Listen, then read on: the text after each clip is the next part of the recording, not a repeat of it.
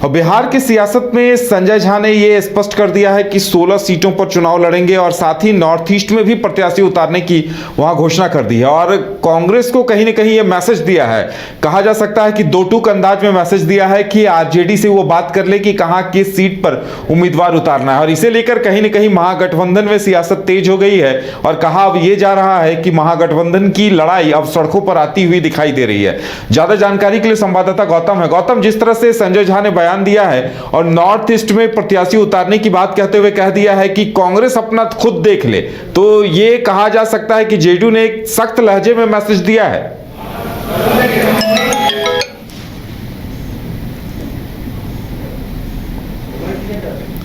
गौतम, हमारी आवाज मिल पा रही है?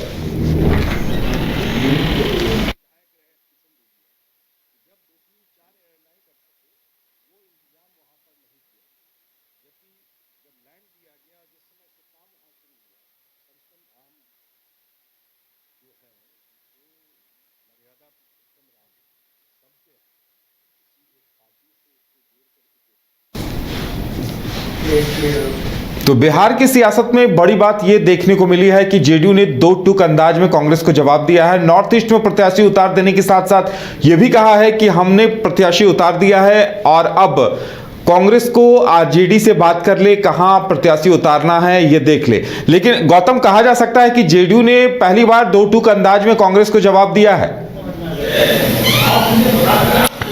बिल्कुल ये कह तो सकते हैं, लेकिन कहीं ना कहीं ये जो गुटबाजी चल रही जेडीयू के अंदर, चूंकि अभी तक नीतीश कुमार का बयान नहीं आया है, अभी पार्टी के राष्ट्रीय अध्यक्ष हैं और पार्टी के बड़े नेताओं का बयान नहीं आया है, तो ऐसे में एक तरफ जहां इंडी गठबंधन में संयोजक बनाने की बात चल रही है, वहीं अगर आप कांग्रेस के खिलाफ अपने कैंडिडेट उतारेंगे तो ये कहीं ना कहीं अब सीट शेयरिंग से पहले जो धमाका है वो होता दिख रहा है। और कहीं ना कहीं ये राजनीतिक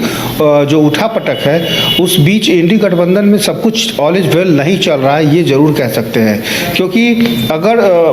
अपनी अपनी महत्वाकांक्षा के साथ अगर हम कैंडिडेट को उतारने की कोशिश करेंगे तो अलग अलग राज्यों में अलग अलग परिस्थितियां बनेंगी। और ऐसे में कांग्रेस अगर वाकई राष्ट्रीय पार्टी है तो सीट शेयरिंग को लेकर किस तरीके से वो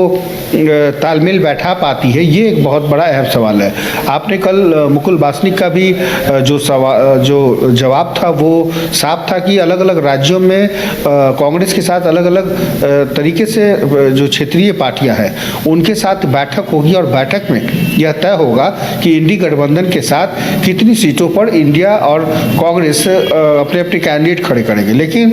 यदि पहले से ही दावेदारी प्रस्तुत की जाए या पहले से ही कैंडिडेट के नाम की घोषणा कर दी जाए तो ऐसे में वहाँ पर जो अगेंस्ट पार्टी के जो कैंडिडेट हैं वो स्वाभाविक है उग्र होंगे। और इसके अलावा जो बिना किसी दावेदारी के अगर कोई दावेदार बनता है तो पार्टी को उसमें एक्शन लेने की ज़रूरत है। हालांकि इस तरीके से अभी राष्ट्रीय पटल पर ये चीज़ें अभी सामने नहीं आई हैं, लेकिन कहीं ना कहीं अब लोकसभा के चुनाव से ठीक पहले जो सुगबुगाहट है अलग अलग लोकसभा क्षेत्र में, तो वहाँ अपनी अपनी दावेदारी और अपने अपने वर्चस्व को लेकर जो कैंडिडेट है वो अपना दावा करते जरूर दिख रहे हैं। लिहाजा इसी कड़ी में अलग अलग स्टेट में अलग अलग जहाँ जेडीयू का अपना वर्चस्व है, जैसे जेडीयू साउथ में एक दो जगहों पर और खास करके नॉर्थ ईस्ट में एक दो जगहों पर जहां अपने अपने कैंडिडेट के दावेदारी की बात कर रही है। आप खुद देखिए कि किस तरीके से बिहार के अंदर भी जिस तरह से देवेश चंद्र ठाकुर का नाम लिया गया तो तुरंत में जेडीयू के अंदर ही वहां गुटबाजी होने लगी और दो खेमा बट गया। तो अगर राष्ट्रीय पटल पर राष्ट्रीय स्तर पर कोई निर्णय नहीं लेती है पार्टी और पार्टी के जो चेयरपर्सन होते हैं, जो अध्यक्ष होते हैं, राष्ट्रीय अध्यक्ष, अगर वो कोई निर्णय नहीं लेंगे तो वो जेडीयू या कोई भी पार्टी टूट के कागार पर खड़ी हो सकती है, जिसका खामियाजा पार्टी को भुगतना पड़ सकता है। बिल्कुल गौतम, ये भी कहा जा रहा है कि 31 दिसंबर की जो डेडलाइन थी वो डेडलाइन भी खत्म हो चुकी है और नतीजा वही ढाक के तीन पात वाली है। बिल्कुल आपने ठीक कहा कि 31 दिसंबर तक जिस तरीके से डेडलाइन की बातें कही गई थी उसके बाद देखिए महीने के 4-5 तारीख ऐसे ही बीत गए हैं और लिहाजा अभी भी अगर सीट शेयरिंग को लेकर या किसी बड़े स्तर पर बैठक नहीं होती है या तो इसका खामियाजा भुगतना पड़ सकता है। और न सिर्फ पार्टी को बल्कि इसके अलावा ये जरूर कह सकते हैं कि इंडी गठबंधन को इसका खामियाजा भुगतना पड़ सकता है। जी। के लिए तमाम जानकारी देने के लिए आपका बहुत बहुत धन्यवाद। तो बिहार के सियासत में क्या होगा आने वाला वक्त बताएगा कि महागठबंधन का विवाद सुलझता है या इसी तरह से अलग अलग गुटबाजी देखने को मिलती है।